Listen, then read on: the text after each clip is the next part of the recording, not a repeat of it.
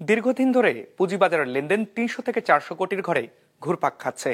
কালে ভদ্রে যা ৫০০ কোটি অতিক্রম করে। ফলে বড় লোকসানে পড়েছে ব্রোকারেজ হাউস ও মার্চেন্ট ব্যাংকগুলো।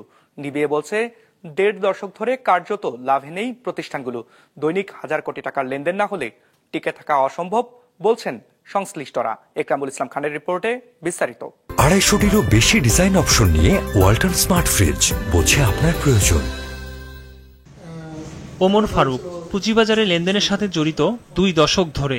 বাজারে বিভিন্ন উত্থান পতন দেখলেও কখনো দীর্ঘ সময় ধরে লেনদেন ৩০০ থেকে ৪০০ কোটির ঘরে আটকে থাকতে দেখেননি। লেনদেন কমার কারণ হিসাবে বাজারের প্রতি অনাস্থা ও বড় বিনিয়োগকারীদের অনুপস্থিতিকে দায়ী করছেন তিনি। এরকম টিকে আছে মানুষের আর কি, এরকম অবশ্যই খারাপ, খুব খারাপ, মানে সব শেয়ারগুলো একদম বটম লেভেল আর কি। এরপর পরে গেলে মানুষের যারা মার্জিন নিয়ে গেছে এরা তো ফোর্সেলে চলে যাবে, আরও খারাপ হয়ে যাবে। বিগত ১.৫ দশকে পুঁজিবাজারে তালিকাভুক্ত কোম্পানির ৮০% জাঙ্ক শেয়ারে ভরে গেছে। অনিয়মের মাধ্যমে তালিকাভুক্ত হওয়া এসব কোম্পানির শেয়ারেই সবচেয়ে বেশি বিপাকে পড়েছেন বিনিয়োগকারীরা। বাড়তি দামে কেনা এসব শেয়ারে অস্বাভাবিক দাম কমায় বিক্রি করতে পারছেন না তারা। ঢাকা স্টক এক্সচেঞ্জের তথ্য বিশ্লেষণে দেখা যায়, চলতি বছরের জানুয়ারি থেকে মার্চ সময়ে ডিএসসি লেনদেন ৩০০ থেকে ৪০০ কোটির ঘরে ঘুরপাক খাচ্ছে। এই সময় ৩০০ কোটির ঘরে লেনদেন হয় ২৪ কার্যদিবস। ২৭ কার্যদিবসের লেনদেন ছিল ৪০০ কোটির ঘরে। এখন যে অবস্থা, আপনার এই যে ৩০০ কোটি থেকে ৪০০ কোটি ৫০০ কোটির মধ্যে লেনদেন হচ্ছে, এতে আমাদের অবস্থা অত্যন্ত খারাপ। একটা হাউস যদি পার ডে ১০,০০০ টাকা ইনকাম করে, তাহলে কিভাবে হাউসটা চলবে? কারণ একটা হাউসের তো প্রতি মাসে খরচ আছে ১৫ লাখ টাকা, ২০ লাখ টাকা, ২৫ লাখ টাকা, ৩০ লাখ টাকা, কোনো কোনো হাউসের ১ কোটি টাকার উপরে খরচ আছে মাসে। তাহলে কিভাবে চলবে?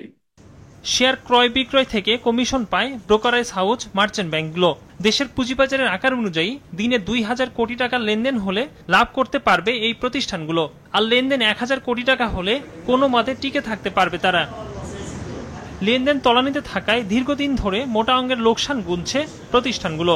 ডিবি এর তথ্য বলছে, বিগত ১ দশক ধরে লাভের মুখ দেখে না ৮০% ব্রোকারেজ হাউস। আর বর্তমানে লোকসানে থাকা ব্রোকারেজ হাউসের সংখ্যা ৯০%-এর কম নয়। অবস্থা থেকে উত্তরণে ভালো কোম্পানির অন্তর্ভুক্তি জরুরি বলছেন খাত সংশ্লিষ্টরা। So most of the companies are running at a loss, huge loss.